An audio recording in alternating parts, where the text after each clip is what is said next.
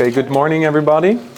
My name is Gregor Leibundgut. I'm the head of the cath lab at the University Hospital in Basel, Switzerland. And it's my privilege to host this show, I would say. Moderate the POT PTCA seminar by Brosmed. And I also am very delighted to have excellent speakers that will bring you through the next 2 hours of bifurcation stenting, POT, NC balloon, maybe other indications. We just talked about it. I'm also using it for other things that I'm eager to show you. Also, I want to keep it personal a little bit because we're in this small room and where everybody is close. So if a question comes up, just raise your hands and I think we should stop the talks and then we can discuss individually, make it a little bit more interactive. That would be great. Okay, so again, it's about POT balloon for bifurcation PCI, and it's also my pleasure to introduce Elvar Liu. Yes, thanks. From Brosmed. Yeah, morning everyone. Today is our greatest honor to invite all of you to take part in the great event of Brosmed, to showing the case and experience of Brosmed PCI balloon and also the relative interventional accessories during your clinic. As you all know, Brosmed is established in 2012, and right now we have more than 1,100 square meters manufacturing bases. And we are all products under the manufacturing and control by the ISO and the Medside system. We are focused on the cardiovascular, peripheral vascular, neurovascular, and also the relative interventional accessories. Right now, we have 40 serial products and got 360 registration certificates. And we also sold into more than 8 countries in the world. So we much appreciate for each physician to give us the chance to let Brosmed product to make you work efficiently. And also, we thanks a lot for the supporting and effort for every distributor of us. All of things we done is help everybody that can just treat the patient in the good way. And Brosmed will go on to provide more and more new product with good quality and also the reasonable price. Today, we are come together and sharing something. I hope everyone can enjoy the party today. Thanks. So let us give the warm welcome for the moderate Dr. Gregor from Switzerland. Please. Thank you very much for your kind words. So I think this is myself, moderator. Again, I'm the head of the cath lab since about a month only, so quite fresh, but I've been doing the CT on chip program before. I just moved there 6 months ago and was building up a program at my previous place over the last 9 years, and some more or less mandatory other affiliations. Okay, this is our agenda today. Again, it's about the POT PTCA balloon. This was just the opening right now. And now it's my pleasure to invite, I hope I can pronounce it right, Nagendra. Boopathy. Nagendra Boopathy. Yeah. Okay, thank you so much. Also, my name is probably difficult for you guys, so we share something in common. Greg, we can call you as Greg, I believe. Okay. After that, we have 10 minutes of discussion. Then it's my honor to introduce Lucio Padilla from Argentina, presenting his talk. Then again, the discussion. Then myself, showing a little bit from bench testing that I've performed and hopefully get a little bit more into detail what is happening at the Carina. And then after discussion again, we have Pablo Salinas. Haven't seen him yet, but I'm sure he's coming on time.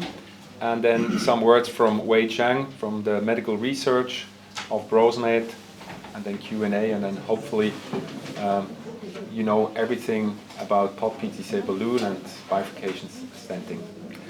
In the meantime, it's a long program. If you are hungry, there's lots of food in the back. Just get up and grab some food. There's also water there, and if you need some fresh air, you have to go out, unfortunately, but come back.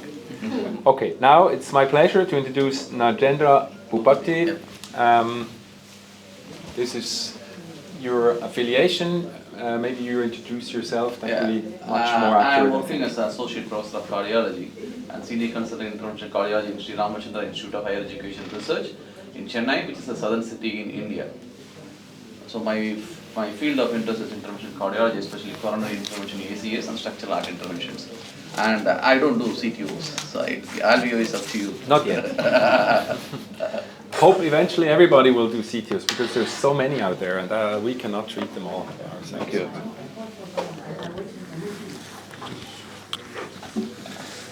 I think I have to give you this. This is a microphone. Okay. Thank you, sir. Good. All right. To take this away or?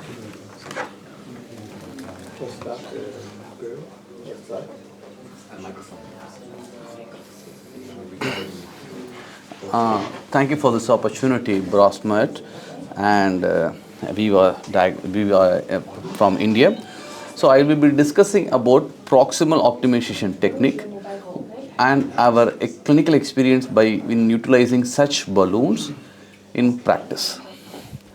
We all know bifurcation lesions are encountered in 15 to 20% of patients with coronary artery disease.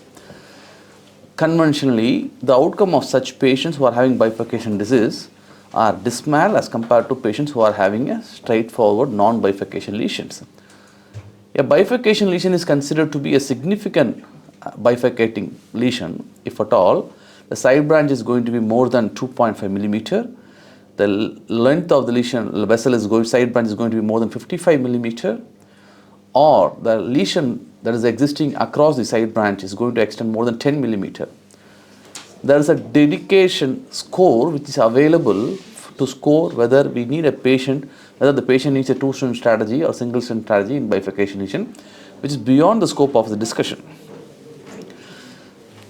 The vessel is not the same as we grow from left main to distal LAD or distal circumflex. Only thing that remains same across the coronary vessel is not the flow, is not the size, it is the pressure. That is the reason we utilize FFR to identify a lesion significance. The tapering nature is the rule in not only in coronary, it is the rule for every kind of ramification of vessels across our body. There are three rules which are applicable to identify the size of the vessels. The most commonly utilized rules are Finet and Murray's rule, which says that the proximal vessel is, the size of the proximal vessel is addition of 2/3 of the sizes of the distal vessels. If it is going to be trifurcation, still the rule holds true. So a left main trifurcation, size of the left main is equal to 2/3 of LAD, 2/3 of plus 2/3 of ramus intermedius plus 2/3 of circumflex. The size of left main in a bifurcation is equal to 2/3 of LAD plus 2/3 of circumflex. In Finet's rule, cube of circumflex diameter is equal to cube of LAD diameter plus cube of circumflex diameter. It holds true. The implication, we cannot take a larger stent that is sized to the left main and place the stent across the bifurcation lesion. That will lead to distal edge dissection or perforation or significant pinching or significant carinal shift with block shift on the side branch. How to mitigate? We always size the stent according to the distal vessel size. That is the key here. We size the stent according to distal vessel size. One important thing that most of the interventions need to be aware is the expansibility of the stent. Yes, stent and oranges from two different places are not the same. They taste different. For example, a family from Abbott stent, usually they don't go more than 1 millimeter. However, the family from Boston Scientific Synergy goes more than 1.5 millimeter. It varies from one platform to another platform. It's very difficult to remember all those numbers. So there's a chart available which should be pasted in each and every cath lab. In addition to the expansibility of the stent, it is imperative to know what is the what is the maximum side branch opening that can happen with this particular stent. If you are placing a stent in the left main 3/0 stent, and if the stent is not going to open more than 2.5, then irrespective of putting a balloon which is 3/0, the stent is not going to expand, or it expands at the cost of fracturing the stent. So these are the points I would suggest you to take it before selecting a stent. After placing a stent, we need to do two things called as distal optimization and proximal optimization. The first and foremost technique among these optimization is proximal optimization. That is, the vessel wall, the stent should get opposed to the vessel wall. What will happen if you are not going to oppose? Malopposition does not cause stent thrombosis. However, the late malopposition can cause issues.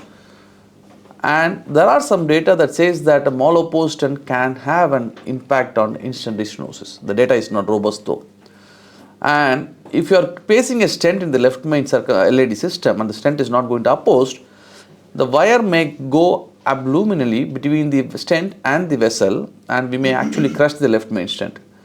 So that is very important step to dilate the left main portion of the stent with an appropriate sized balloon, which is 1:1 according to the size of the left main, and let the stent get opposed to the vessel wall, and then we rewire the side branch.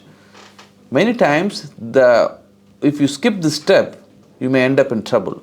This is one important step in doing bifurcation PCI. POT before rewiring the side branch. An ideal POT stent should look like this: proximally expanded, distally appropriately sized. If it is not done ideally, then we can have problems. If you are going to keep little away from the carina, this portion of the stent will not get opposed to the vessel wall. If you are going to keep distal below, then there is going to be distal edge dissection or perforations or carinal or block shift. So ideal positioning of a POT balloon should exist at the level of carina. You should also know the extension of the balloon that goes neck, that we call as neck of the balloon. Some of the, we will show the slides later, some of the balloon have a neck which is more than 1.5 millimeter. If you are using that balloon, you cannot keep it at the carina, because you are going to, invariably the balloon is going to extend down without tapering. That leads to significant carinal shift. So this we have mentioned. After carina, after doing POT, you recross it, and it is not essential to do a side branch opening even for a left main unless there is going to be clinical hemodynamic or electrocardiographical issues, chest pain, ECG changes, or slow flow. If nothing is there, it's not needed as per the data. Expected benefit, as I told earlier, it will be quite easy, reasonably easy to cross the side branch. And if it is needed, you can put a balloon and open the strut. Actually, once you open it, we should always cross the stent distally. When I say distally, it is not the real distal. We can leave one strut, you cross the portion in the mid portion. Once you cross that stent distally, this portion of the metal will get opposed to this wall. We know that coronary pathology, most of the plaque is going to exist in the non-carinal portion. So that elevation of the stent strut from the carina towards this region actually helps settling the plaque by eluding drag on this particular zone. As I told earlier, each family of balloon has got a different length of neck. The largest, if you see here, is from Thermo company. The shortest in non-POT balloon is from Pantera Leo. POT PTCA from Brosmed is the balloon which has got a shortest neck available. It is only 0.6 millimeter. This is the Bedside test, which Dr. Gregor will be discussing in detail later. So if the balloon is not going to kept in an appropriate position, here it will lead to insufficient expansion. If the neck is big, that will lead to geographical miss, that is, the vessel get induced by the balloon dilatation. However, there is no drug reaching that point, that leads to distal edge restenosis. Hence, doing a POT helps us to, proper POT balloon helps us to avoid carinal shift, avoid geographical miss because of high pressure dilatation of the extension of the balloon that we call as neck of the balloon. That leads to an appropriate angiographic result. This is the bench test what we performed before utilizing the balloon in some of our patients. You can appreciate the video here. This is the 3.515 balloon silicon model produced by Thermo. So once we are inflating, you have to focus it very kind of carefully. Of late, it is not uncommon for us to see longitudinal stent elongation, not deformation. Almost all the stents will have that impact. So if you are doing a left main PCI, if you are going to keep the stent at the ostium and you are taking a 3O stent for the LAD, size to LAD, and you are post-dilating with the 4.5 balloon, there is going to be 3.5 millimeter plus minus 2 millimeter elongation of the left main stent that will end up leading to significant protrusion of the stent inside the aorta. So the bifurcation EBC has recommended that instead of keeping the stent at the ostium, leave 1 or 2 millimeters, focus the lower edge of the left main in the shallow elevocranial view rather than the upper edge of the left main in the elevocranial view, so that the anticipated extension of the left main stent will cover the ostium in the superior edge and it will not extend into the aorta too much. So what we observed in this bed, we basically did 3.5 38 millimeter stent deployment in left main to LAD and serially measured how much elongation does this NC balloon gives rise to and how much elongation does this POT balloon give rise to. I would appreciate if the Brosmed people take this as a serious issue and then do a benchside clinically or bedside using OCT so that they can measure the elongation that happens with a regular NC balloon and a POT balloon. What we observed was there was a good amount of elongation that happens when the left main length was 13 millimeter with a 3.5 stent. As we dilated with the 4O and 4.5 regular NC balloon at 20 and 20 atmosphere respectively, there was an elongation of 13.75 to 14 millimeter respectively. However, such elongation that is nearly was observed, it was not observed, it's 0.25 millimeter lower with a POT balloon. So I would say this is only an example. We should not take it with as a kind of standardized bench study. I would appreciate we need a lot of support from Brosmed to do such a study in bedside and compare it with the bedside OCT. How much elongation is it happening? So with this, then we realized, okay, this balloon is a reasonably safer balloon, because if the length of what is the purpose of a neck of a regular balloon? It will aid in wrapping the balloon during deflation. That's a very, very important thing. If longer the neck, geographical mesh, shorter the neck, wrapping will be difficult after deflation. So after testing it in bedside, we utilized in few of our patients. Here's a patient who has got a chronic coronary syndrome, maximal medical therapy, proceeded with angina. And this is the angiography of the particular patient. You can appreciate a bifurcation lesion sitting in the LAD. And we did IVUS for this particular patient. IVUS showed distal reference area was 6.67, block burden 23%, proximal vessel area of 12.84, block burden of 36%. Then we saw some amount of calcification in the LAD. The calcium mark was 40 degrees, a fibrocalcific block. We cut with the 2.25 Wolverine up to 16. Then we deployed an everolimus eluting cobalt chromium stent from Abbott family, all the way from LAD to proximal to mid LAD. We dilated with the 3.5 NC balloon. As you look at the IVUS image here, the proximal diameter is nearly it's 3.7 and 4.1.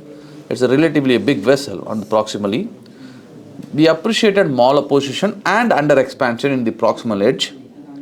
As it was very close to the left main carina of the left main, we utilized a POT balloon 4O into 8, sorry about that, 4O into 8, and then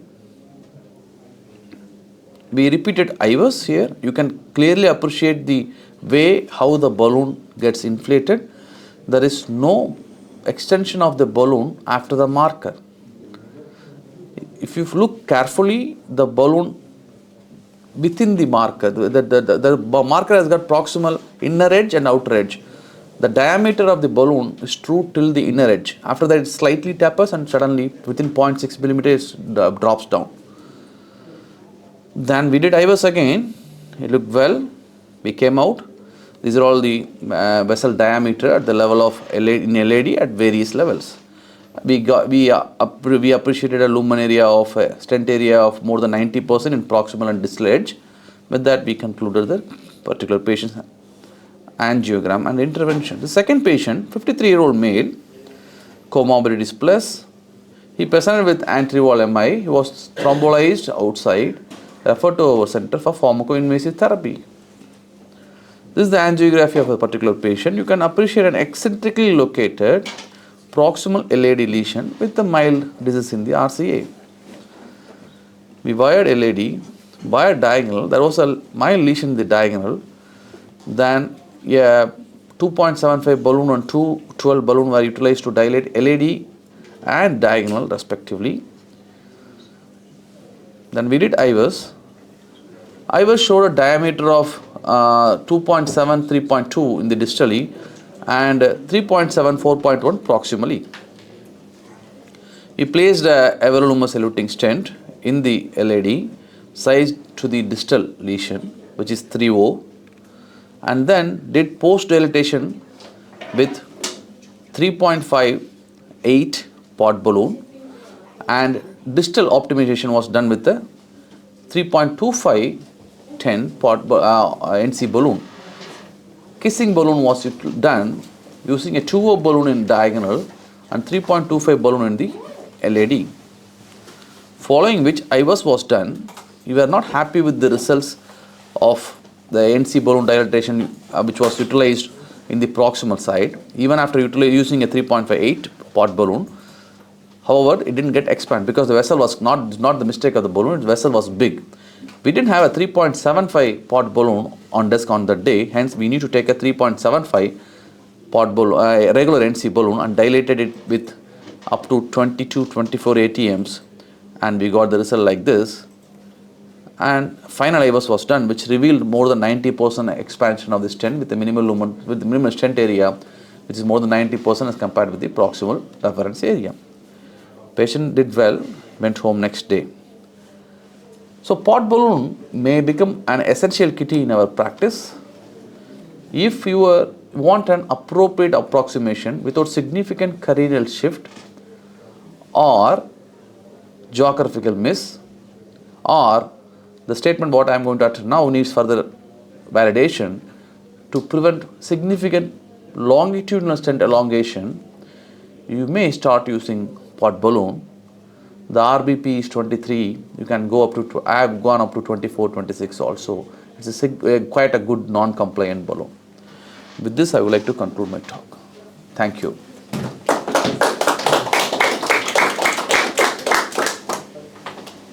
Okay, thank you very much for this excellent talk. So now I think we have a few minutes for questions. Is there anybody have any questions about what we've seen so far?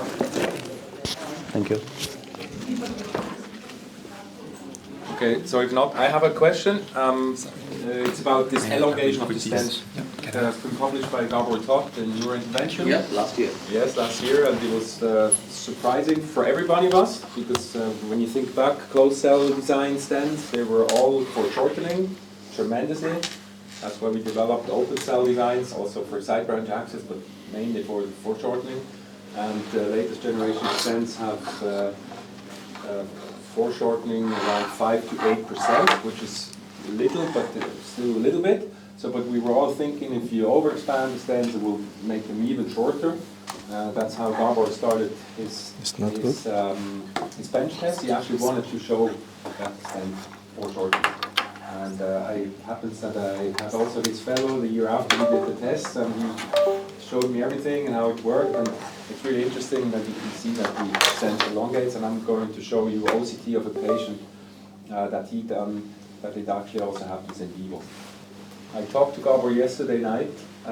It's still not clear even to him what is the mechanism. And there might be a few things, and I can a little bit elaborate them in my talk why it elongates.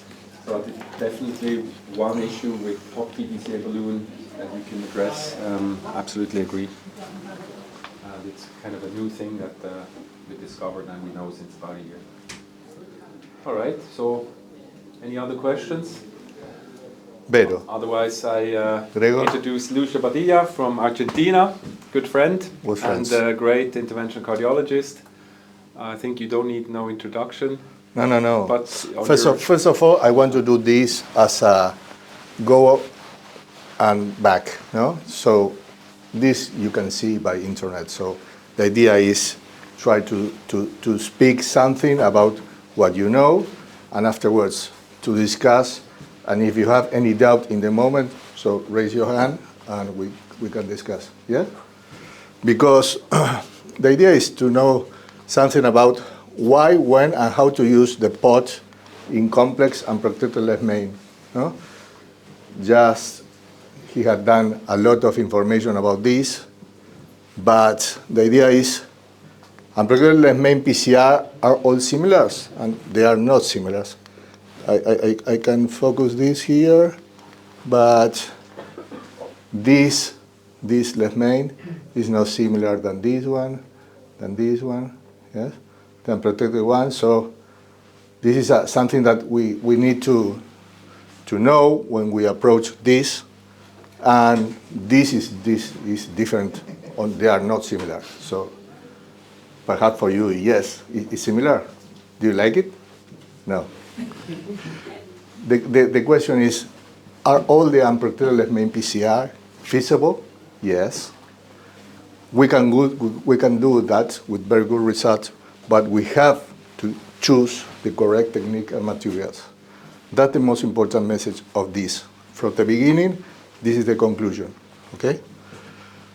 He had said a lot of things about this to achieve a very good apposition of the proximal stent in the proximal vessel in the bifurcation, in this moment, the unprotected left main, to facilitate the further across after opening the stent in the proximal, and to correct and to finalize the deformation of the proximal stent.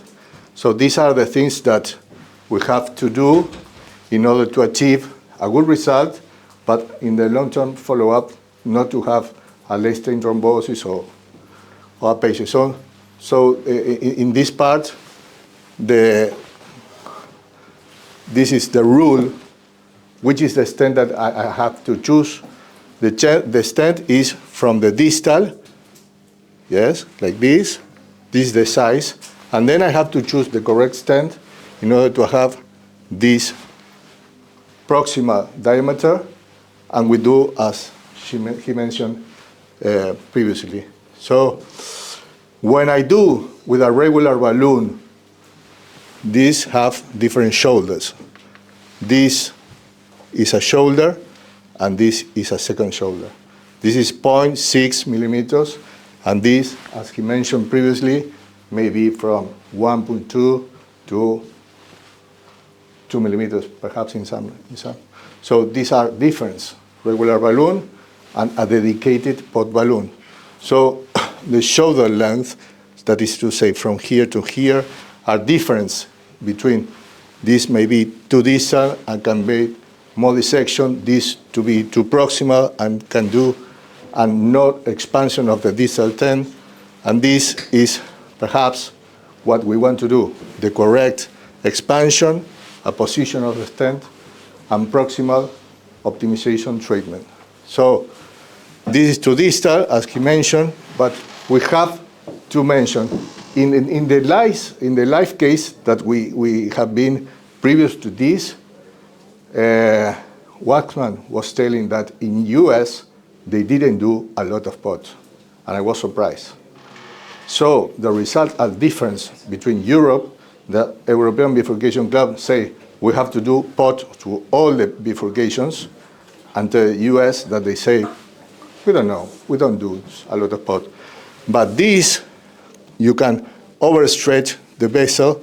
This, you can understretch, and you can cross in the distal branch, in the side branch. So this will be, and this is the correct. So to put the shoulder in the correct place in order after to open the strut and to recross. We are going to do the step-by-step in order to, how many of you do every bifurcation POT? Raise your hands. 1, 2, 3. So 3 of 15. So this is real life. This is real life. So we need to explain how to do in unprotected left main a good technique. If not, the patient will be, and we have to fight with the cabbage. So if we don't do this very well, we are bad. So first stent, size regarding the distal LAD size. But this is not a pose here. So I have to do the first POT. See the shoulders? The shoulder is in the side branch. Yes? This is correct. This is too distal, and I can't deform the stent. And this is too proximal, so I'm not going to recross well. So this is more or less the summary. When I do the POT, this is the correct. Yes? This may be too proximal, and I can overexpand this. And after that, I have to recross to the side branch. This is the technique that we have to do. This, after that, I recross to LAD, and I do a kissing, a sequential kissing, from the circ, then to LAD, after that, the second POT. So it's not only one POT, and that's all. Okay? What about dust? In real life, Latin America, I'm the PI of the Latin BIF registry. It's a registry that we have real life all the bifurcation. In the SWO analysis of 200 left main here, we have IBUS only in 56% of the cases, not all. This is real life for us. In Europe, I think so, that we have no more than 46. In Asia, you have 47, 50, but in Japan, 100%. That is real life, because we show every time the cases with IBUS, blah, blah, blah, but we don't have IBUS. How many of you have IBUS? Raise your hands. So, 3, real life. Huh? This is predilatation. This is the most important thing to prepare the plaque. Main vessel, 90%. Side branch, 45%. Not all. So, what about the POT? POT technique. Final maneuver, 61%. Not all. In unprotected left main PCI. POT kiss POT, 8. POT kiss POT, 22. So, this is what we are trying to give the message. We have to do POT, and the most popular technique in this scenario is the DK crash. So this a male of 90 years that go in my institution for elective admission for EVAR, and he had in the first hours with chest pain. So we have the left main compromise with Timmy 1 of the LAD. You can see the circ. No? So what will you do with this? How do you approach with this? Do you approach this, or do you send to cabbage? 90 years old, post-ever. What do you do? Sir? Do you want to interact? Oh, we are importers and distributors in India. So. Okay. Me too. And any doctor here? What do you want to do?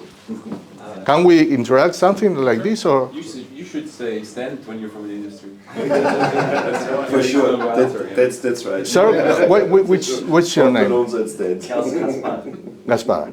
I would talk to the surgery, and we would discuss this patient, I think. 90 years, 90 years. post-ever, Friday, 5 o'clock p.m. not surgery. So this is, in conclusion, PCI. So we have to do, but we have to do the PCI with the correct technique. We have the support of the collateral from the right, so we can manage this situation. But the thing is how to do the strategy of this case. So this is what we have: 5.5 millimeters here, 3.5, and 3.0. ABC is the classification. Yes. The most important thing in this, in unprotected left main PCI, consider the vessel diameter, the distal one, the proximal one, the angulation of the circ or the bifurcation, the plaque characterization is soft, calcified, mixed, and what about the side branch difficulty to recross? And that is where the POT is very important. If you do a well POT, you can recross easily. If you don't do the POT, the strut will be closed. So that's the difference, okay? So that was at 5 p.m. in the institution, and critical time, because the surgery will say, no, we are not going to do that. So we go. So we use a lot, the criteria, EBC, we know that this is from the definition. Criteria, we used to use radial approach, 87.5% of the cases, most in this case with an EVAR. Radial approach, 6, 7. In this, I like to use slender, plaque modification on main vessel, and in the side branch. Two-stent technique, I try to do, because I think that this is complicated to recross and to do the job. I was guided, yes, because I want to know, what about the size here? What about the size here? What about the size here? Not to have an under-expanded stent and have a good result, okay? And here I say POT balloon, because I need to know very well where is the carina, where is the bifurcation, to open very good proximal optimization treatment. You have to think about that. This is the case, and this is what I'm trying to show. I have a lot of difficulty to go with different wires, choice, BMW, run through, and then I go with a filter. CTO, filter XT, it goes. After that, predilatation, LAD, circ, no compliant balloon. I didn't show you the IBUS because we are going to focus in the POT, but the IBUS was did after the predilatation, not before.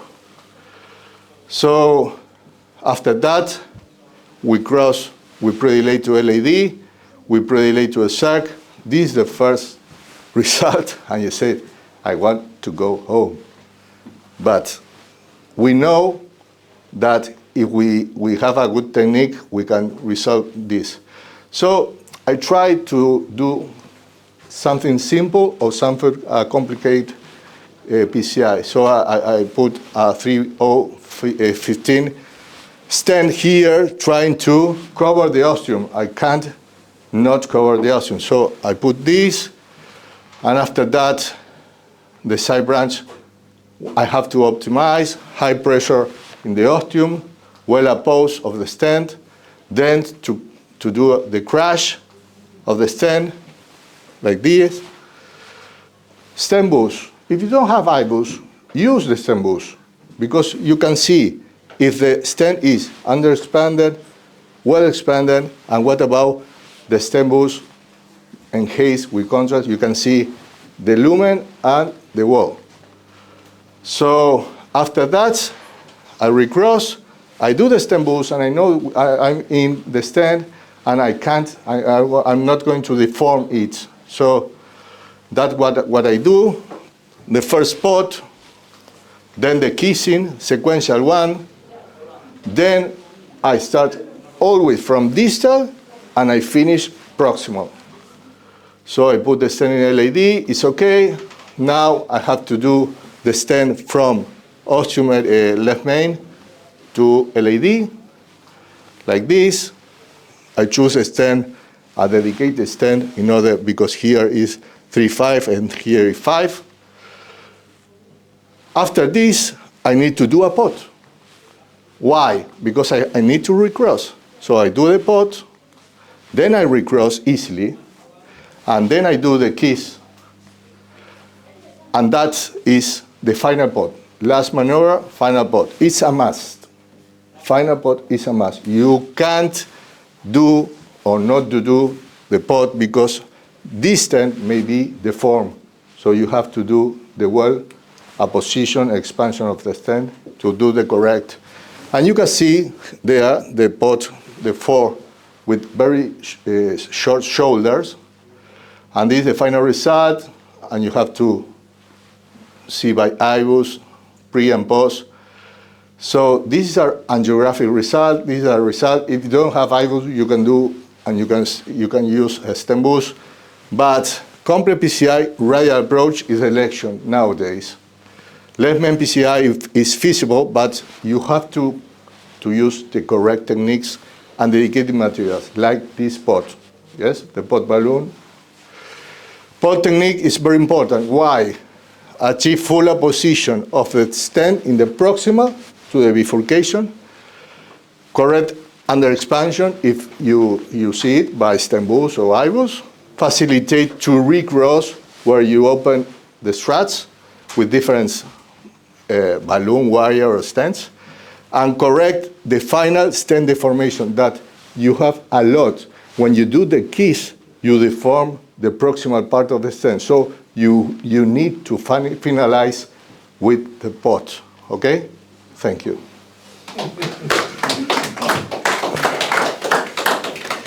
This is 2005. You look young. Yeah. You look the same. That's right. 2005, 9 months in the Barcelona. Oh. So this is not now. Okay. Okay, anybody has a question for Lucio? For left main? Would you have treated that left main differently? The idea of this is not to see this. We have to interact. So what the idea of the POT? The POT is, as said, POT is proximal optimization treatment. So we have to optimize the expansion of the stent previous to the bifurcation, to recross and to do the different POTs in the different moments to have the final result with very good apposition, expansion of the stent, and if you need to recross. But you have to do that. And when you do the kiss after the stent, you deform the proximal stent. So you need, it's a must to finish with a POT. Proximal optimization treatment. No doubt. If you don't have doubt, we are in a problem. Lucio, did you do Claudio. POT before the main stent implantation in this case? Yes. I did POT because I have, in this case, a different size between the LAD and the carina and the left main that was 4.5, and so I crash with a balloon, and then I go before with the main. Yes, but you can recross and then to do the keys and then to do the second POT and the final POT. Okay. In DK crash, you have 3 POTs. So I'm happy to take over my part, hopefully 15 minutes of POT again. So you heard a lot and it's kind of repetitive, but I think that's the best way to learn, and I really try to rub it in now with some very detailed images on what happens when we do kissing, POT, and Lucio already elaborated a little bit on that, and I hope I can add some more information with images. Actually, in my talk I will talk about 2 POTs, and I just learned that there's actually 3 POTs. So of course there's iPod by Apple and there's the POT balloon, but there's also 3 procedures. I would call them PPOT, iPod, FPOT, which is preparation POT. That's what Lucio did. And it made sense to me because there was a huge chunk of calcium making the circ access very difficult, retroflex maybe. And when you stent, you will definitely shift that plaque and the whole calcium into the side branch, and it might be inaccessible. And you remember a patient also had a CTO and could be and the circ was big at the end, so it makes sense to modify the calcium, not what we do with very calcified lesions, but modifying in a way to bring it away from the critical spot and then go on with your bifurcation stenting. So I think PPOT could be, in some cases, interesting or helpful. Then iPOT, something I'm going to show you, is the initial pot. That's the DAPT pot that was invented by Olivier Darmon. And then also I want to show you that I believe, and this also was in the talk of Lucio, that there is a final pot, which is different from the initial pot. So bear with me, it gets more and more complicated. So proximal optimization, it's always proximal, it's in the proximal part of the bifurcation. So Medina classification, it's the first number. And usually it should be 1 if you do anything in that vessel at all. And show you a little bit from bench and also bedside. So this is Mr. Pot himself, Olivier Darmon. He invented the technique a couple of years ago. He's a very humble and shy guy, so he's not advertising it too much. But I think he could walk around with a T-shirt saying, "I'm the Pot, Mr. Pot." So very intelligent idea, and now it has been developed. Now we even have a dedicated balloon. So this is what we're talking about. It's the bifurcation, and bifurcation is not just a branching like in a street, and it's also not in a plane. It's very complicated. It's in a 3-dimensional system, so I try to illustrate it a little bit. You have the distal 2 branches, which are, because there are 3 spots giving 1 plane, and the proximal branch is out of this plane, usually. It's rarely in 1 plane. And then, of course, you have angles. You have the bifurcation angle, which is in some publications different, but it's called to have it being this angle here at the carina. But you can also talk about that angle and that, and then it's getting more and more difficult to which one is the side branch, which one is the main branch, according to size of the vessel or distal myocardial area. So this is a little bit difficult in some instances. And then you have, of course, the inflow angle. I mean, this is what I talked about, being out of this thing. And then you have your angiogram, and you do a 2D projection, which is a silhouette of this architecture. And then people ask us to put 2 stents in a geometric fashion and make it perfect. And this is the whole difficulty. And of course, when you go inside and do imaging, you see it in a much higher resolution, more precise, and that can add. But at the end, it's just following the steps, like the first presenter told us. You just have to go through these steps like a recipe. Don't forget the eggs, don't forget the butter, and at the end you have a nice cake. And if you forget 1 step, it's not going to work. You get complications. And most of the times you don't see it in the angiogram, because the dye is just obscuring your stent, and if your stent is sideways, you don't see it. It just gets black and looks nice because you did nice pre-dilatation. But your stent is becoming a time bomb for the patient. So this is the analogy for the street. Traffic can go all ways, so the flow can come in here, go out there and there. And that's why a bifurcation is not like a street bifurcation. You actually have inflow, Q1, which is then going into, unless you have a perforation, going to be the sum of Q2 and Q3, of course. And if you count that down, you end up with the Finesse law, which is, in my opinion, the easiest is 2/3 of the sum of the distal diameters. That's how I calculate my left mains. So if I put a stent in the LAD, say it's a 4.0 and the circ 4.0, you add 4 plus 4, 2/3. I have to get to 5.56 at the left main. Even it looks scary sometimes, but nowadays we can control that with IVUS, of course, but this is given by nature, and we have to respect that. And also, you see here the carina is on the side. You can just place a stent, inflate it, and go home if you want. Here you can't, because you have to respect the anatomy. You can appreciate that the carina is actually inside, so if you look down the vessel, you see the flow divider. Here, you don't see it. And when you go in with OCT, this was a left main, where we stented from the left main into the LAD, and you can see the circ. And you can actually appreciate that the carina is right in the middle, meaning that both branches are probably the same size. If the circ gets smaller, the carina shifts to the side. If the LED gets smaller, it's the opposite. And when we do the cross-sectional imaging with OCT, you can see all these nice appositions, heavily, highly resolution with 10 microns. And then you have to also go in the other branches, and you can also here appreciate that the Fina law is actually true, and this is what you have to respect. Because the anatomy was grown according to function, so there's some blood supply in this area and some in there, and then the vessel forms according to the function. And at the end, we have to restore the anatomy in order to restore the function of the bifurcation. Talking about stents, I think it's important to bring everybody at the same level. So this is the nomenclature for stents. We have rings, then we have longitudinal connectors. They're important for longitudinal stability.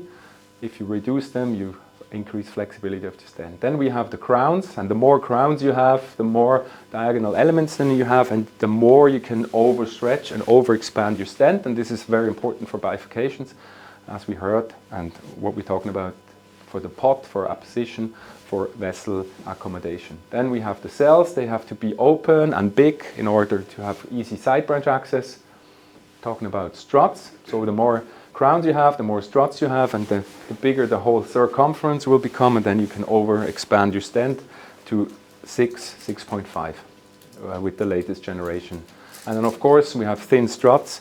They're not so important for the bifurcation though. So, going step by step to how choose the proper stent diameter. We heard it already. You size it according to the distal reference diameter. And you place your stent. What happens? You have potential malapposition causing acute stent thrombosis, endothelial hyperplasia with in-stent restenosis, or you can also longitudinally compress the stent because it's just freestanding, has no stability because it's not attached to the calcium. And you can rewire behind. It's really funny, but sometimes it's easier to rewire behind than through the stent. And when you rewire side branch, you can wire behind the stent.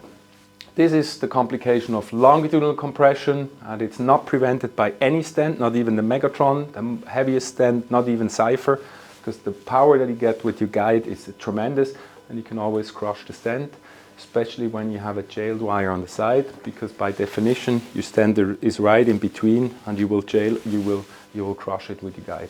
This is how it looks, and what is important is that your luminal obstruction is getting huge. And at one point you don't even get access anymore with the wire or the balloon. Small balloon technique doesn't work. And then you use this wire, you just crush it to the side and you start all over again. This is prevented by POT because you're increasing the strength of the stent while implanting into the calcium. But still be careful. So then you say, okay, I'll take a bigger stent, I size it to the proximal vessel. What happens? You have carina shift. You can pinch your side branch, you can end up with edge dissection, no flow, and the whole disaster starts. So we size the stent according to the distal reference diameter, and then we do this POT, and this is the iPOT, the initial POT. So I didn't do P-PROT like prepare, and then we heard already like where to place the stent. We try to avoid carina shift. We want to open the carina closed struts in order to rewire distal to the carina, and we well oppose the proximal stent. This is how it looks on the bench. This is a silicon tube, dichotomic bifurcation. I placed an Ultimaster town size stent already into one of the branches. You can see here the wire behind. And then we rewired. Oh, actually, sorry, we're talking about the POT. So you see how really short the POT balloon is. I call it Coca-Cola can.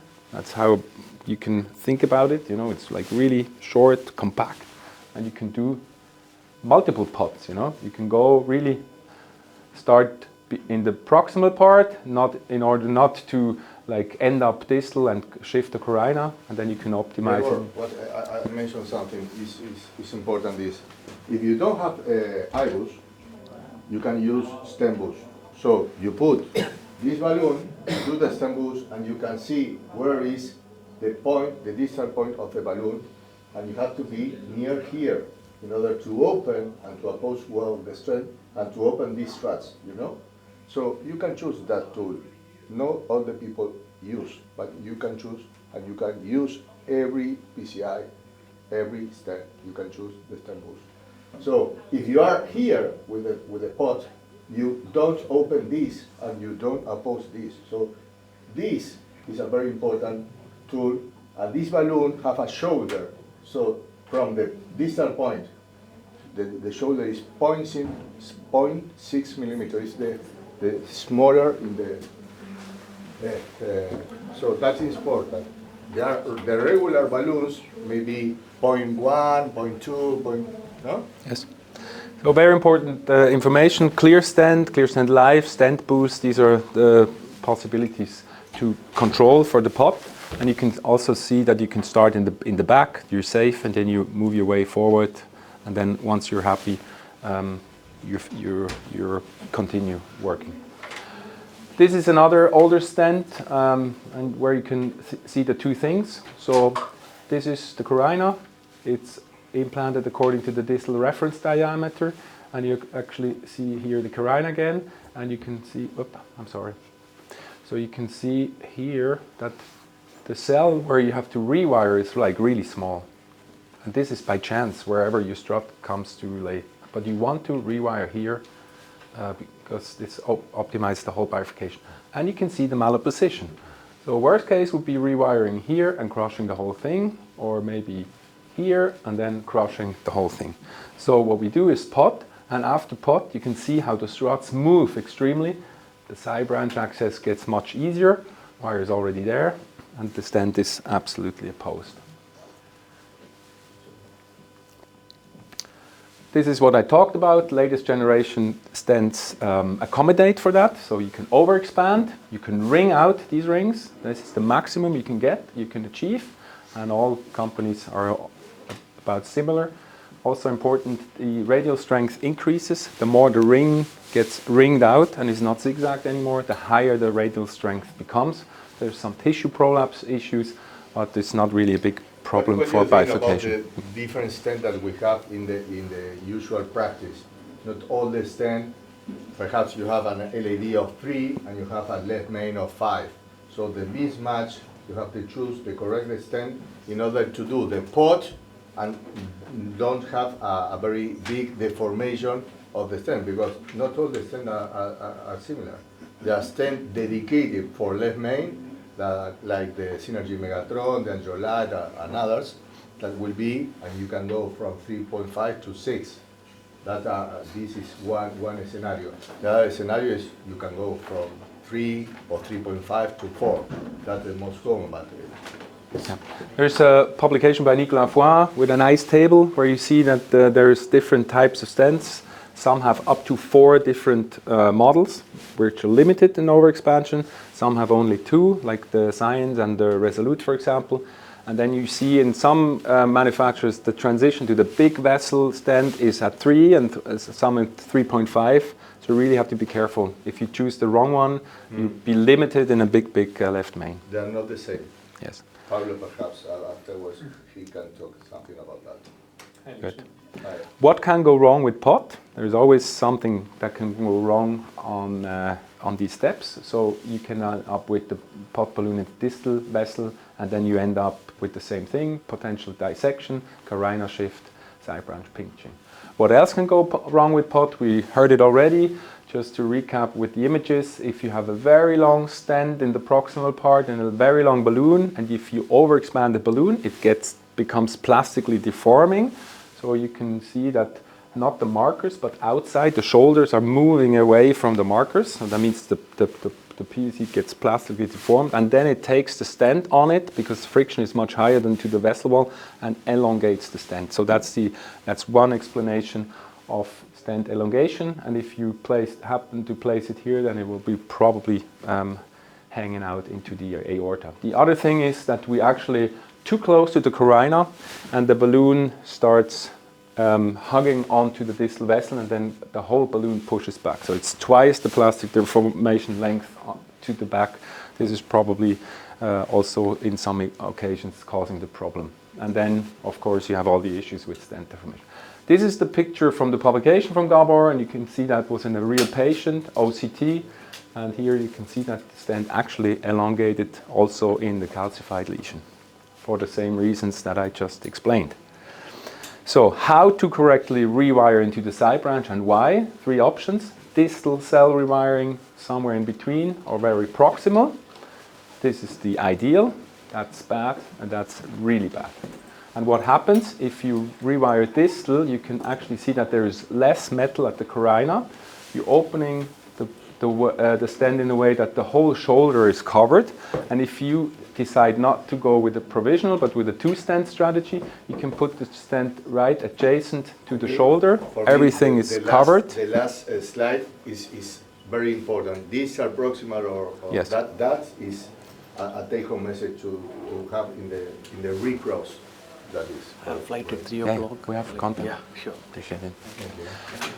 Okay, and then you also don't have to, you can put that stent here, so your carina is basically free of metal. Huh? What happens if you cross proximally? You crush the whole stent to the carina, you have a lot of struts here, your shoulder is uncovered. If you decide to do a T, you have to pull the stent in order to cover the shoulder, and you create this neocarina, which could cause a problem on your final pot, because now your carina is not there, it's here and it's metal, and you won't see it.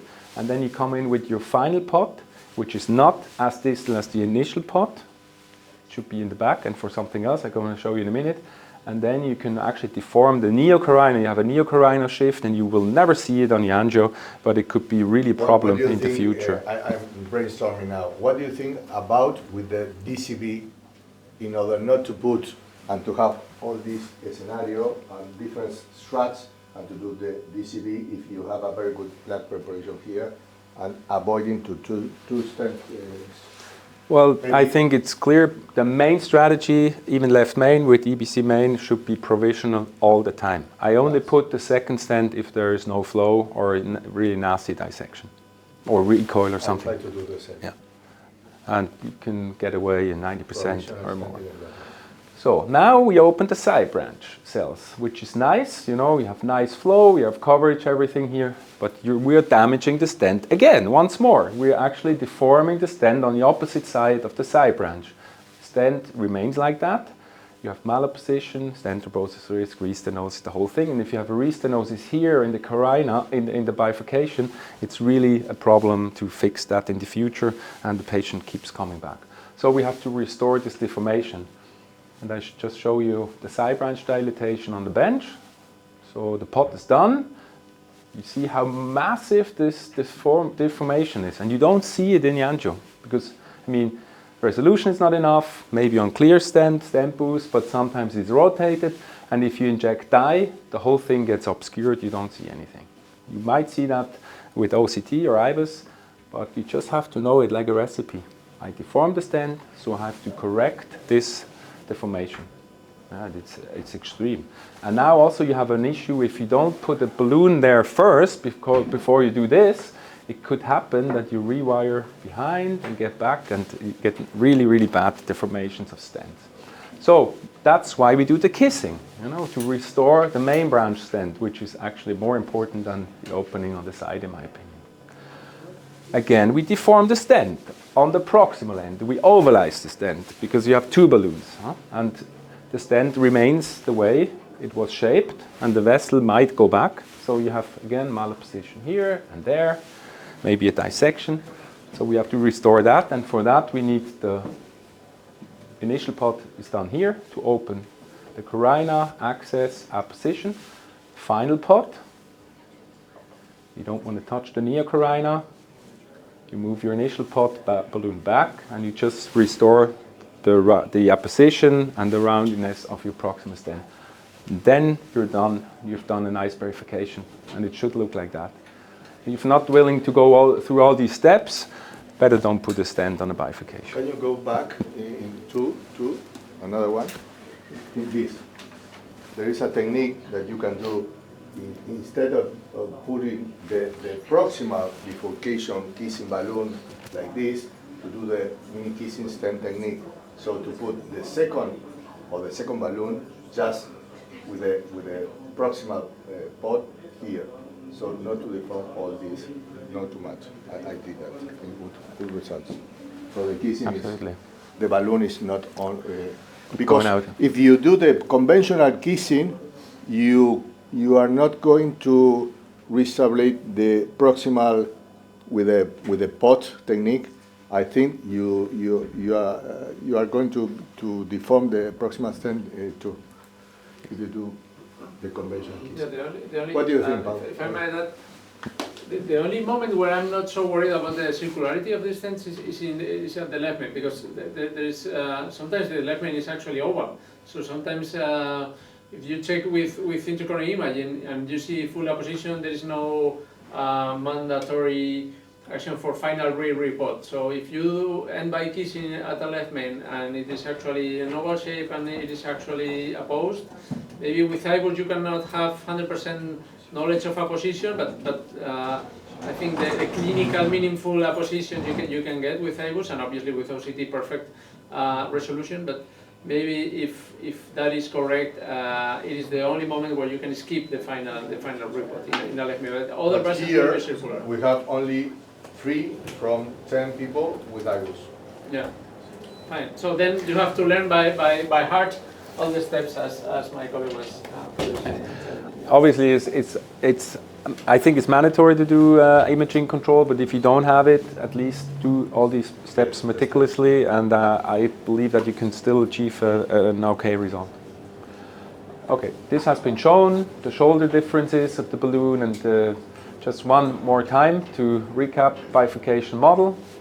Could be like that or like this. The shoulder can shift the carina. It's probably even worse in a symmetric bifurcation.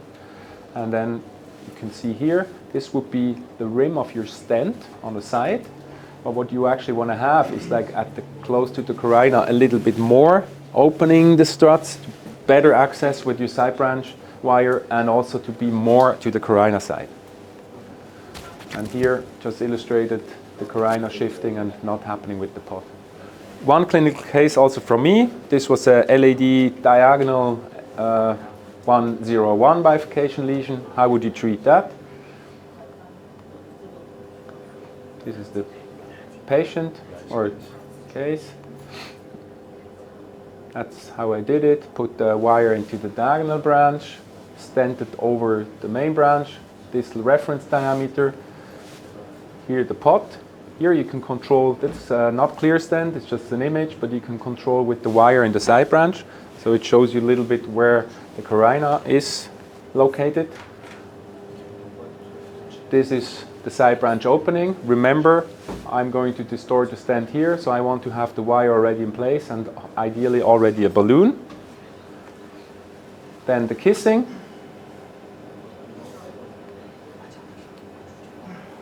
Dissection in the side branch usually happens when you kiss because you're overstretching the polygon of confluence, and remember your stent on the shoulder pinches the side branch, so there might be a little bit more dissection in the side branch than when you don't touch it, of course. Then I decided to put a stent on the side because it was a big side branch. You can see this is clear stent live actually, so it's always 8 images and it's updating, and you can actually see like on a stent strut level where to place it. You pull it back, and then until it touches the shoulder there, and then also you keep a balloon in place here, and you pull back your side branch balloon. Sequential. Then I did sequential again. So there is a Chinese study doing triple sequential, which is I don't have the time for, but I go like with the main to very high pressure, go down. Side, very high pressure, down, and then I do twice 8 atmosphere just to accommodate the stent.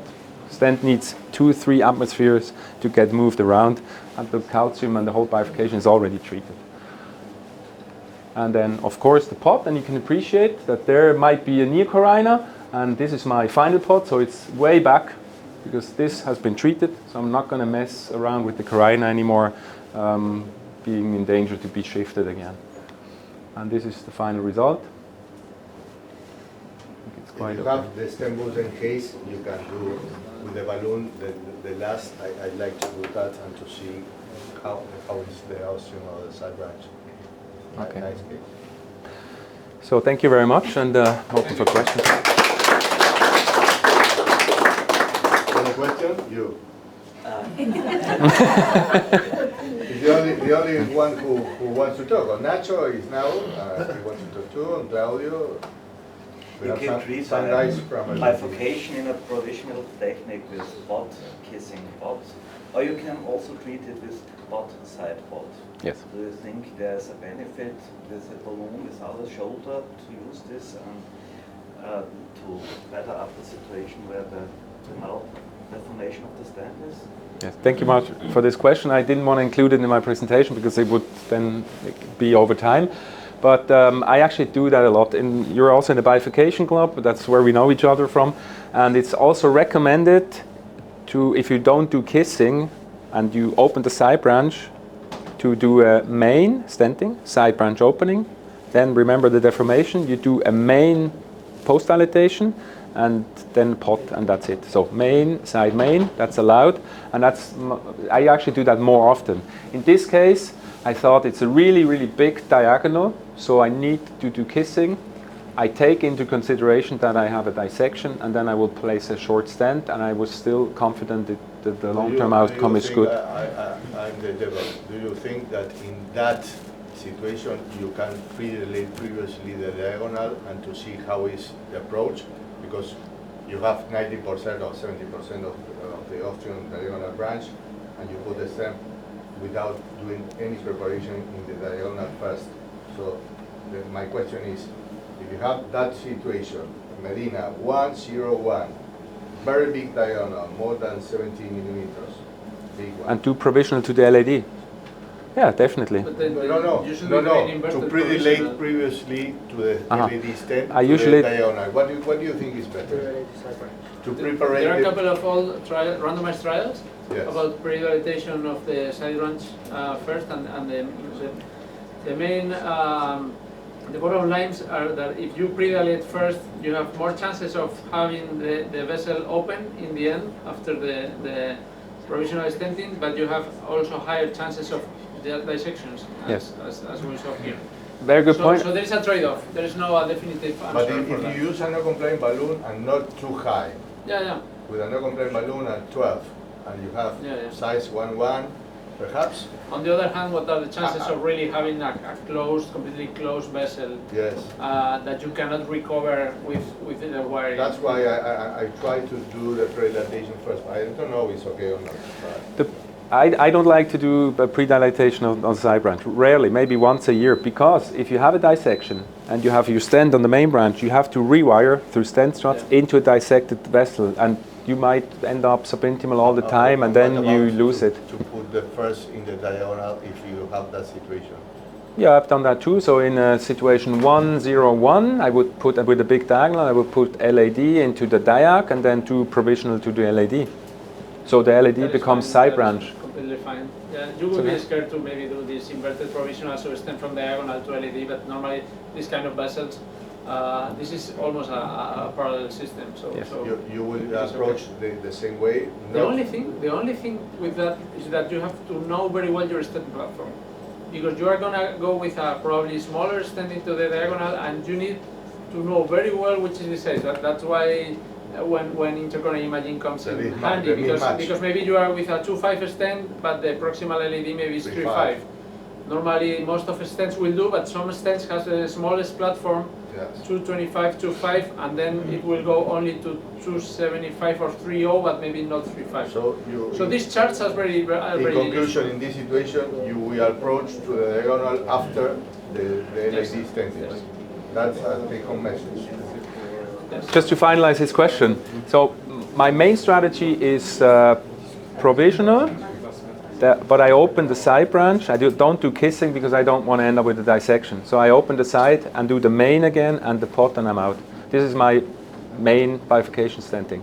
big bifurcations like the crux, a diagonal like that, or the LAD, I think kissing is mandatory, because on the main side you're actually not putting the carina at the right spot. You're actually eccentricize at the end. Do you think, Gregor, that if you don't do the POT after doing the diagonal approach, do you cross easily? I think that. And what is your strategy if the POT is too distal, too deep, and the side branch is gone? You open it. Polymer wire, 5 minutes. But that's why I don't like to predilate the side branch. You know, the side, in my opinion, a branch can completely pinched. If the endothelium is intact, the polymeric wire will go easily. If you predilate it, if you have dissections and it's pinched, you have difficulty to enter the true vessel. And that's why I don't like to predilate in some circumstances. The part of the main vessel, then it's too big, and the carina, it's always... Yeah, you can do. You do a POT, like an extreme POT, and sometimes you can actually open and then you have flow again. There is also a bailout technique. If you really cannot rewire the vessel because it's closed, you can go with a corser under the stent along your jade wire, and then you will with actually it is very easy. You just rotate the corsair and it will go all the way, and you get some flow, and then you have some visualization, and then you can rewire, or you can do several things. You can convert it into an inverted crash, for example. You can do several things, but using a corsair as a bailout technique just to open a little bit of space and make flow to the diagonal, that is very easy. That is bailout, of course. And you can also explant the stent. And put a new one in. And one more. What about when you have to go and do the kissing? Like in my practice, and that's more like a question I would like to do to everyone, because I don't know if I'm doing well, but I try to do not one-to-one with the side branch, like going into with a smaller balloon, even if the side branch is, I don't know, 2.5, I will go to a 2.0 to avoid dissection and all that, because I don't want to put the stent, an extra stent, for pricing, for it's worth for the patient, even what you guys think about that.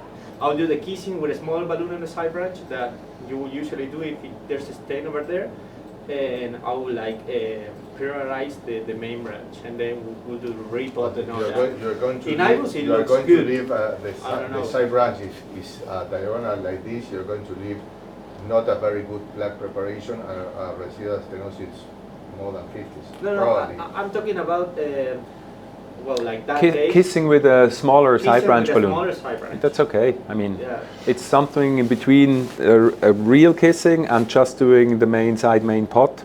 So you have a little small balloon on the side. Yeah, that's right. Sometimes if I'm really afraid about dissection and the vessel is tortuous and it's 2.5, I don't want to put the stent there. So I just leave the side branch balloon in the side branch deflated, and then I inflate my main, and then it stays open, and I'm not going to inflate the balloon. So there's some iterations of that. I think all are okay. Just remember, when you do something in the side branch, you're deforming your main branch stent. You're actually making it worse, so you have to correct for that. The other bottom line is that you need a kissing. So the purpose of kissing is recentering the carina.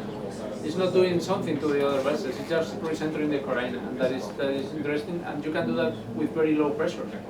You can do for atmospheres, and you will get your carina just in the middle, which is the main purpose of the kissing. Yeah, that's my main fear, like not giving enough pressure to the side branch, so the carina will just go over there, and that will be worse. I don't know. And perhaps not putting a lot of the side branch balloon in the main branch in order not to deform the proximal part of the stent. Because if you do a kiss with the side branch balloon too proximal, you can deform more the proximal stent. Okay, I think it was a lively discussion. Really happy about it. And now it's my pleasure to introduce Pablo Salinas from Clinico San Carlos. You need to get the microphone as well. Okay. Expert. He has published a lot of things. Showing you precision PCI and on the bifurcation level. It's a very nice. So I'm very sorry I was presenting. Do you want to use what? doesn't work somehow. No, I can just use the computer, don't worry. It only stays for a second. It's okay, right? Yeah, no, it It's doesn't not work. stable. It's Okay, not this stable? is- No, it's no, not stable. this Okay. is- Same issue. That's fine. I don't know that. So I'm sorry I was presenting before, so I couldn't attend for the whole session. And what I wanted to do is just to go through a few cases that I am sure it will be a good. Sorry.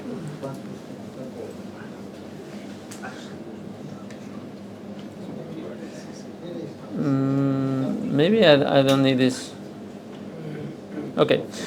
So I just want to give you some insight on cases that are representative of the topics that were covered before, and maybe from a more theoretical point of view. You have been previously introduced to the POT balloon, and I have to tell you the truth, there are many companies coming to the hospitals every day with new balloons, and you are really not very excited around balloons anymore. But I think they really put some attention to details, and I think the shoulder thing with this balloon is really remarkable and very different to any other technology. It is a small thing, but if you are really interested in doing things very perfectly, it really provides you the tools to make it. So this is just two cases. So this is the first case. This is a 71-year-old male with unstable angina, normal echocardiogram, 3-vessel disease, a lot of calcification. First procedure was a root ablation in the LAD, and he was scheduled for a second procedure for RCA. He was a rather obese patient, so some calcification is easily seen in angiography, but you can tell that probably calcification will be higher enough. There's some proximal vessel disease and distal vessel disease, and I ask you what would be your approach here? Root ablation, shockwave, just balloon-based strategy, maybe wedge. What would be your preferred strategy here? Maybe raise your hands for rotational atherectomy. No one for shockwave? Okay, so you will probably go with just balloons up front. So for me, this is a very long disease with a lot of calcification, and you can see here that it involves the distal bifurcation, which is always something that makes you hard, and also the crux is very distal bifurcation to manage, and it always gives you some more difficulty. So we went straight forward for a rotational atherectomy strategy, 1.5 bar over an AL1 7 French radial. We did 3 runs. You have to rotablate the first part first to know that you are free to go and you will not get the stat in the first lesion. And then you make your second starting point there to rotablate the distal part. And we had 3 runs to get across and 1 more run to just to polish. And then we had this angiogram. Typically after rotational atherectomy you get some luminal gain, but it is not impressive. What you have made is a tunnel that will make your balloon job much more easy. So we did some OCT imaging, and you can see that the calcium is almost circumferential in every part of the artery, and the thickness is rather high. It's over 5 millimeters, so you need plaque modification for this. We previously did rotational atherectomy, but you need something else because you just had created a tunnel of 1.5, so we went with shockwave afterwards. You can call this whatever you want to name this combination. Yeah, rotashock or rotatripsy, whatever you want to call this. But this is very important because the shockwave will not make it to the crux. So if you make a rotational atherectomy first, you make the tunnel, you make your space, and then the shockwave balloon will go across. But note that we couldn't make it past the bifurcation. So we put a 3.0 shockwave balloon that made it to the distal part, but not across the bifurcation. So this was a hard work. We used the same balloon to treat the whole artery, 60 pulses down there, 20 pulses in the first part. And then we have this angiogram. And then you have to think if you're happy enough to go for the bifurcation or you're not happy enough. So we weren't happy enough because we knew that the shockwave balloon couldn't cross, so there was going to be a problem at the crux. And if you really want to follow the steps that Gregor told you, you really need the vessel to be compliant, to be compliant enough to perform your POT, your bifurcation, your Bedside POT. So you have to treat calcium first. And then again, we went with a Wolverine, and you can see here that the Wolverine is clearly underexpanded.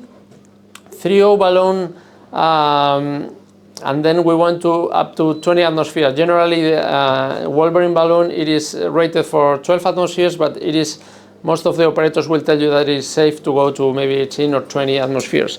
So finally, up to 20 atmospheres, you can see that it is open there, and we placed a stent with provisional intention to PDA and having a wire on the posterolateral. As discussed before, I did not pre-dilate the posterolateral branch, and then after putting the stent, I went straight forward for POT, because I know there's a discordance of size from the distal part to the proximal part, and this is when the precision is very important. You can see that the posterolateral branch is a little bit pinched. If you go very distal with the balloon, you're going to probably close that with a lot of calcium. So you have to be very precise when positioning your stent, and also the projection is important. It is very nice to see in the model that you can get orthogonal to the bifurcation, but in real life you are never going to get orthogonal to the bifurcation, at least in the crocs, because you have to maybe do a projection that is not possible with the arc. And then what I advise is to give some contrast. So you really need to position your distal dot where the vessel is taking off, and clear stent. It is useful, but to my opinion, some contrast will help you to locate the position much more precisely, because you don't have orthogonal view. If you have a very true orthogonal view, maybe that is very easy for a proximal LAD to diagonal vessel, but it is very difficult for the crocs. And then again, it is probably repeated, but it is very important to understand what is correct and what is not correct with the POT, and that's where the precision is important. If you go too distal, you will move your corina, you will partially close the vessel. If you go too proximal, you will create a gap here with risk of malapposition and very much more difficult rewiring. So you need to be very, very precise with this, and this is the image from my case. You can see that actually the dot is just behind the posterolateral takeoff, but also you have to trust the balloon, because if the balloon is going to create a big shoulder there, you are, even if you are in the correct position, you are going to close your posterolateral branch. So maybe with a regular balloon, you should be going a little bit more proximal to avoid the shoulder damage. But with the POT balloon, I think I have grown to trust this balloon, because it really stays within place. And I can show you this is a different case, but you can see that here you can get a perfect rectangle shape, and this is just a random balloon from myself. So you can see that the shoulders can reach even 5 millimeters. So if you have these kinds of balloon, maybe you cannot trust to put the distal marker just at the takeoff, and you should be moving the balloon more proximal and have probably suboptimal results. But I think with this balloon, it is going to be more precise and more accurate, and you can see it just in a picture on the table that it is really sharp angles. Okay, so next step, you have to go all the way back. This is a little bit more, takes more time with a short balloon, but you can also use this to post dilate, because we have made a POT here, but you need to go all along this stent to post dilate.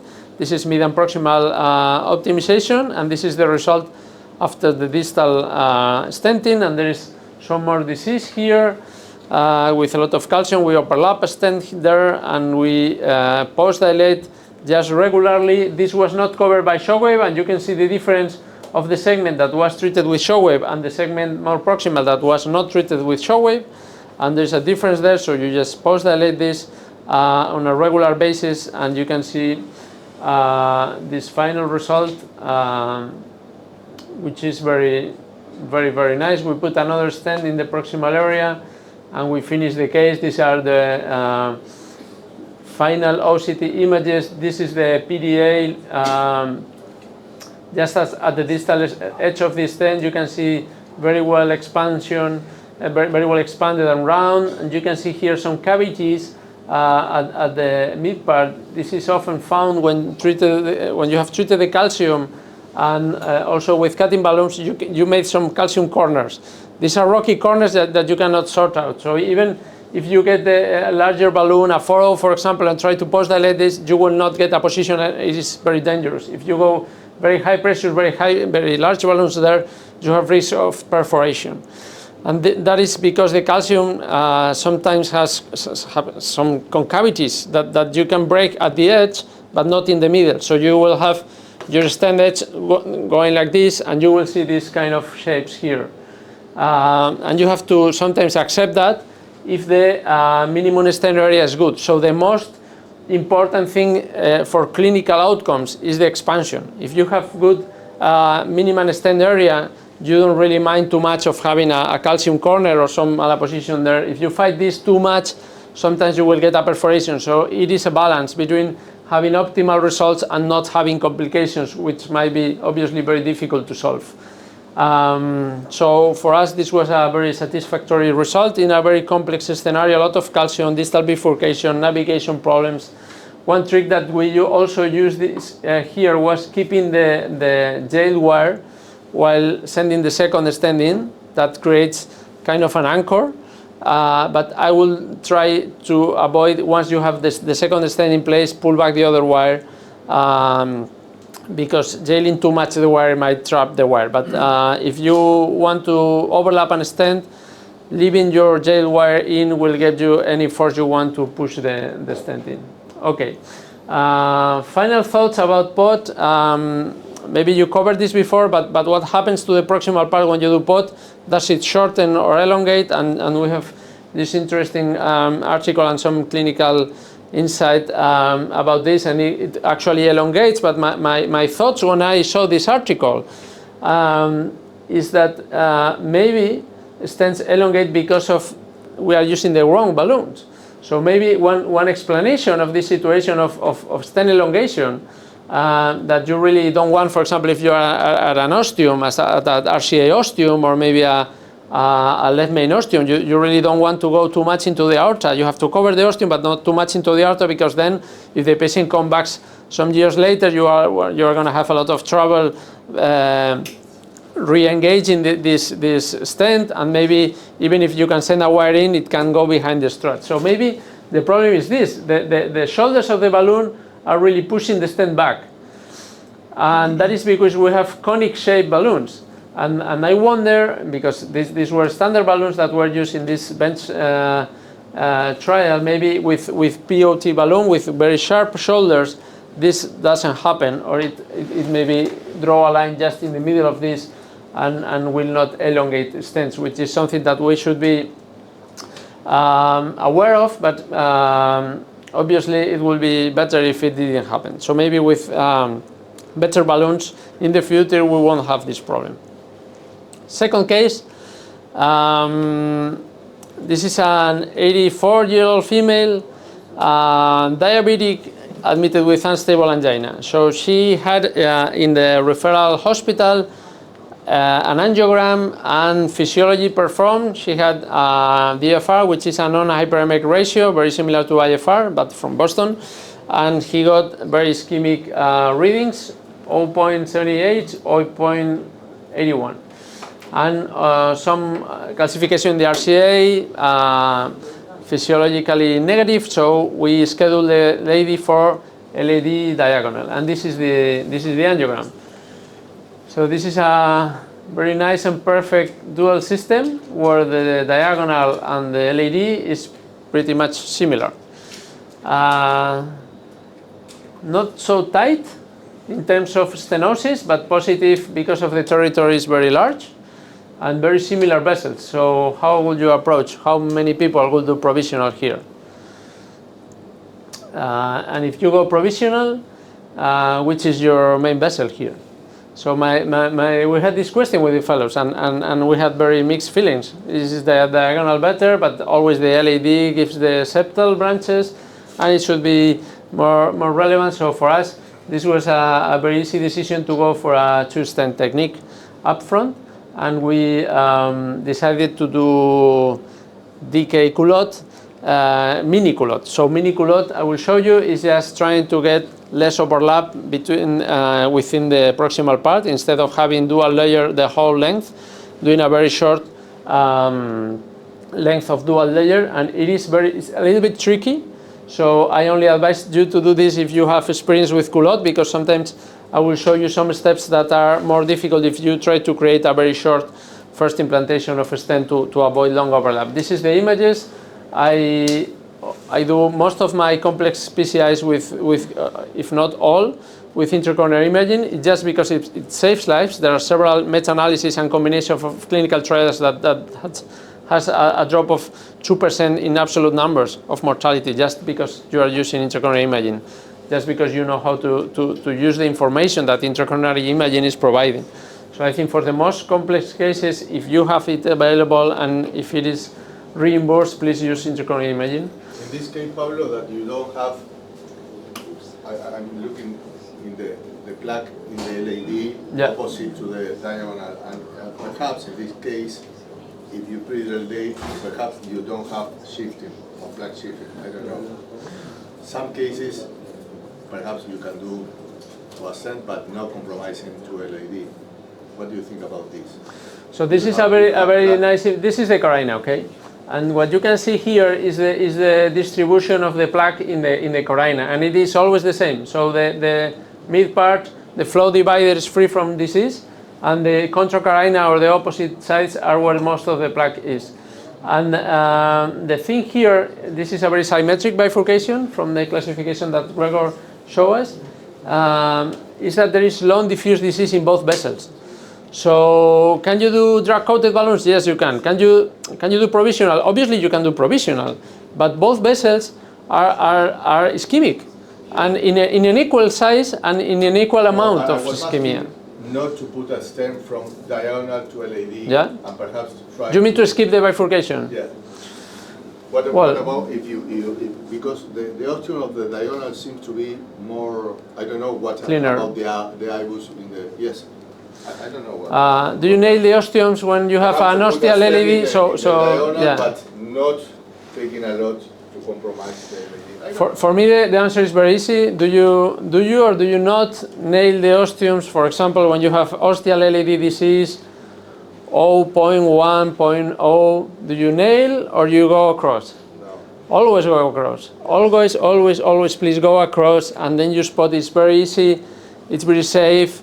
You will not get geographical miss. It is not a wrong thing to do to put a stent in a non-diseased left main. Modern stents have very low rate of event, so you always go across. I will never try. This will be the same thing. Try to stent one side branch and try to nail the osteum. So probably the diagonal has less disease, but there is disease all the way. Probably the LAD a little bit more and a little bit less the diagonal, but there is disease all over the way. It is all over the way. The plaque does not end just at a takeoff of the side branch. On the contrary, it just goes along the bifurcation, along the contracarina. So my concerns here were with the sizing. The sizing, you can see that the lumen was very low, almost 2.0 in the LAD, and actually the diagonal was larger. And if you take the elastica, it is less than 3. So you can get not much, not maybe 2.5 if you're aggressive, or 2.25 if you go more safe. So we pre-dilated both vessels because we were going to do 2 stent techniques, very different from the previous case where we just planned to do a provisional and we didn't touch the side branch. Then you have to choose which will be your main vessel. Just by the IBUS we could tell that the size was better in the diagonal, so we put the stent first in the LAD, and this is a 225 by 20 but at high atmosphere, so this will get to 2.5, and this is the landing. It is luminal below 2, so a little bit dangerous to go with big stents. And you can tell because this stent, this is a creatable stent which has a dot, a marker at the edge, and it is very educative for that reason, because you can see the position of the balloons very clearly. Then the next step is do a POT. So the POT, you can see that this is the end of the stent, okay, and the balloon goes up to the proximal part, because we are gonna stent this. Always when you do this kind of technique, at least you have to bear in mind that you will go 6 or 8 millimeters into the proximal vessel. That is okay. That means that all the area that you will balloon will be covered by a stent, and you will be protected from dissections. And this is a POT balloon 3.5 by 8 millimeters, and we are getting very precisely to the end of the distal carina in this shape. And this is the meaning of miniculot. So you instead of going all the way up to the proximal part, you just get a couple of millimeters. Actually, I think I got just 4 millimeters because the balloon is 8, and you can see the balloon just in the middle. And this is as far as you can go, because you have to recross this. And if you get very too little amount of stent here, it will be very difficult to recross, and that is the tricky point of the miniculot. So my advice is just at least take 4 millimeters. You will get at least a couple of crowns of the stent here to have a safe approach for crossing. And this is the IBUS post stent.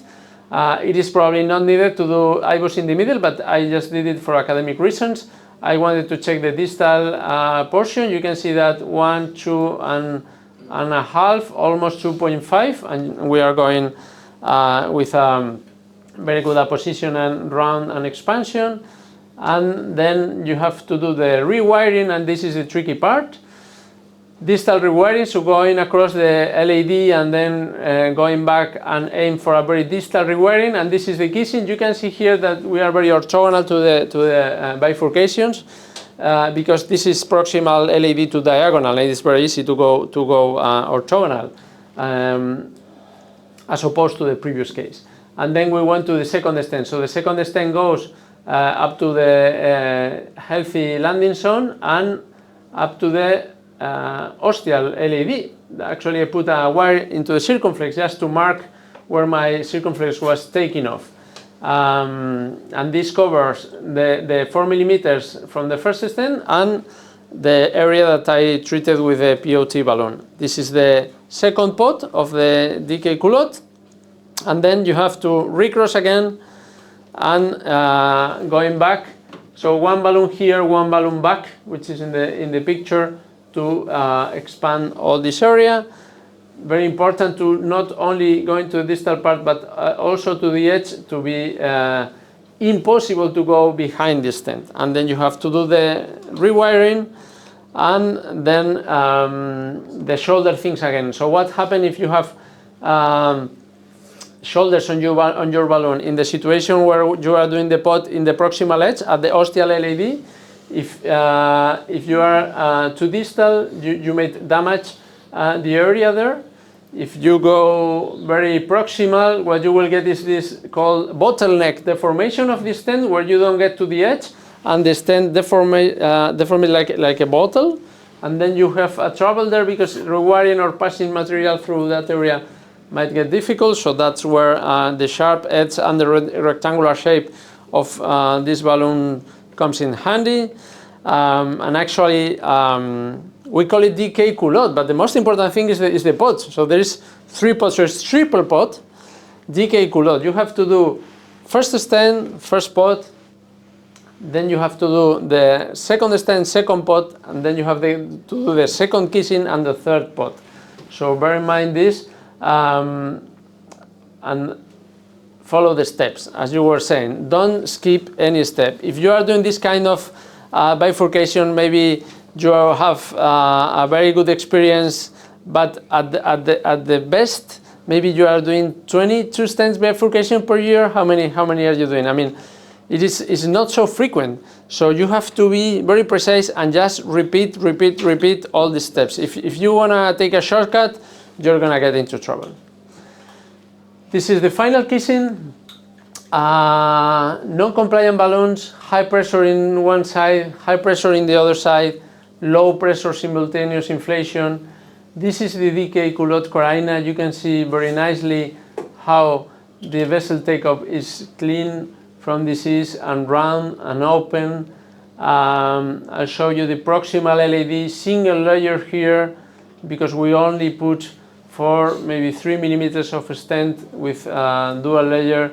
This is the distal left main bifurcation. This is circumflex. It is clear from struts floating into the left main, which was the other tricky part of this case, not leaving material on the distal left main bifurcation. And you can see here some struts, but nothing in the carina.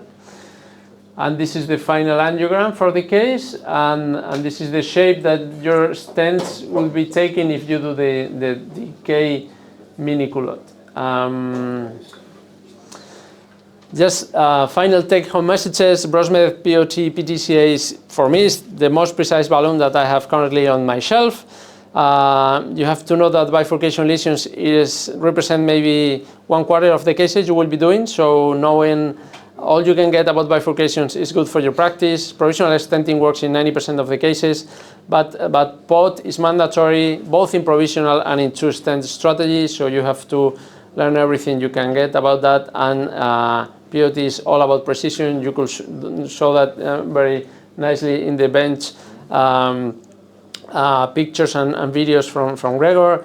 And I think the Brosmed POT balloon makes results predictable, so I really think it's a very good idea to have this on your hospital.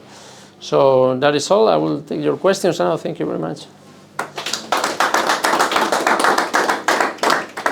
I think I stayed on time. Yes, thank you very much, Pablo. Excellent again. Great clinical example with that LED diagonal branch. Here, the angulations into proximal LED into distal and to diagonal were about similar. It was very symmetric. Yeah. What is your strategy when you do a left main? Do you always stand into the LED, which a lot of people do, or do you?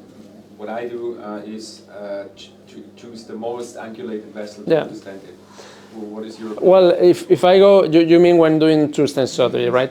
So I think I do DK crash. I do DK crash for non-symmetrical bifurcations and almost always in the left main, just because we have some more literature and positive long-term results on that. And always, well, except for some maybe some specific cases where the LED has some regular, sometimes it goes kind of down and then up in the LED, but in general, circumflex first, because circumflex is always very hard to get across, just because of the angle and just because most of the cases we regularly do with XV or EVU, and those are catheters that will preferentially go into the LED. So sometimes crossing into the circumflex is very hard. So most of the cases, circumflex first, and DK cross is the strategy, and then you have no problems if you follow the steps. So the first kissing is very important for the success of the crash. Excellent. So it also facilitates all the steps behind, because you imagine the stent is very much bent, so all the outward cells are opening, so it's almost like a pot, just because placing the stent like that. First of all that, and then second, your trajectory, as you said, is straight down the LED. You have much more support, much more push, and going sideways into a stent that is straight and possibly not very open on this. Everything is going to get more difficult with metal in the artery. So making bends, sometimes you just fail that. You just fail to cross this. If that happens, my advice would be to try to inchworm a guide extension. So you just put a balloon, 2.0 balloon or 2.5, maybe 2.0. It's okay for a 6 French extension into the circumflex in this case, and then try to advance the guideliner or the guide extension into the branch, and then you just have to put the stent in and unsheath the stent, because that gets rid of all the metal shocks. And it is sometimes, if you have calcium, and it is not rare to find asymmetrical calcification, sometimes calcium nodules in the ostial circumflex, you can get stent distortion as well. So whenever you advance the stent and the stent, so let's say you put the stent into the LED first and you're trying to recross the stent to the circumflex and the stent doesn't go, please check the stent when you take it back, because sometimes what you find is distorted struts or some strut looking up, and you have to throw that stent into the trash. Okay, so Well, I think we need to conclude for the time. Thank you very much. May I have one small question? Sure. I'm a distributor in Austria from Brosmed. Okay. If you use this 3.58 in this 2 second pot, Was it possible to use the same balloon? Or I did use the same balloon, yes, yes, yes. It is fairly good because one thing that I was concerned with, and my first thought with this balloon was, okay, this is going to stay rectangular in the first inflation, and that's all. Then it's going to be deformated, or maybe the plastic just wears off a little bit. But I really brought these cases because all three inflations with this balloon in the LED were made with the same balloon, and in the other case with the RCA, I think I made maybe 8 inflations because I use it for the bifurcation and then I just use it for post-dilatation. And if you see the images, you can see that it really keeps the rectangular image. So yes, it can be used repeatedly. Obviously, you're not getting a new balloon unless there is a profile issue that really it doesn't cross. Okay. Thank you. Just for one single patient, though, not for the next one. Yeah. Yeah. In Austria, it was. Yeah, but you never know, man. Okay, so now it's my pleasure to introduce Zhang from Brosmed. He's the Deputy General Manager of R&D, and he will conclude the session. Afterwards, we have still time to discuss and have some drinks and lunch. Thank you. Wait.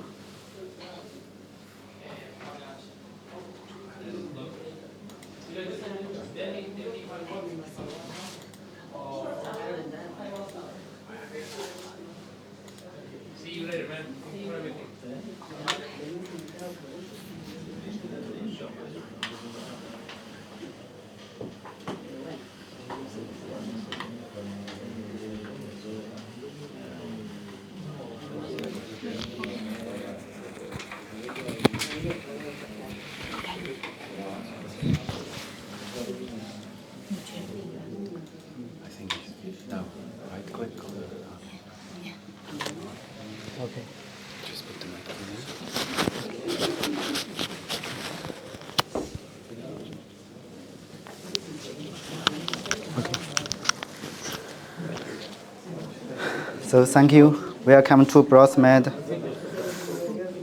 meeting. I'm with Zhang from Brosmed R&D team. And now we'll introduce Brosmed and product development principle and direction. As we all know, a typical medical device innovation has two stages. One stage is the identify, and the second is invent, and the last is implement.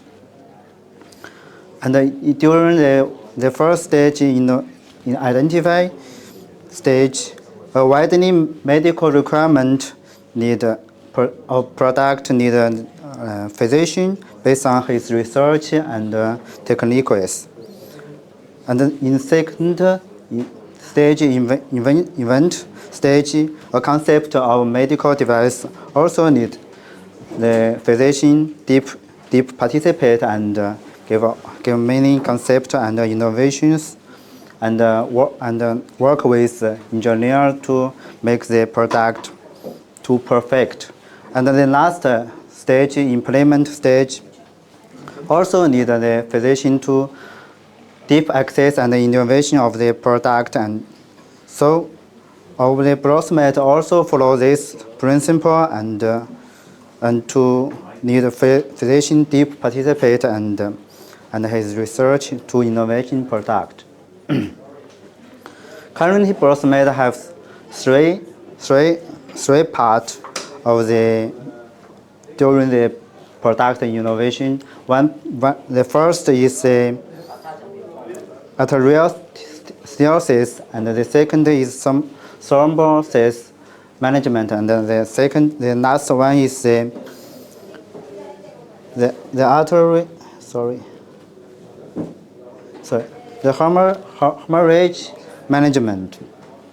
Brosmed now has 150 engineers and 15% investment of the annual review, and we also cooperate with 40 institutes in all worldwide about the material science, electrical, and also medical institute, and also like the imaging areas. Also, we have the registration experience at 18 plus countries. This is the coronary field Brosmed unique and innovative products that has been launched in the worldwide, including the Avil product for CTO balloon, the port, during the port balloon for port technology, and also the unique 3D pre-shaped guidewire is launched in China, and VGNC for complex PCI. All of those concepts is come from physicians' innovative research. Also, this is the peripheral areas. Brosmed has also unique innovation products. One is the Tri-Wedge and the drug coating balloon, uniquely designed drug coating balloon. Also, most of this innovation is come from physicians' innovative. So at some time, we also have the unique innovative product under the development and the registration. We welcome doctor or partner here to participate our innovative team. Welcome to join our team to imply your genius ideas. So this is my speaking. Welcome to join us. Thank you.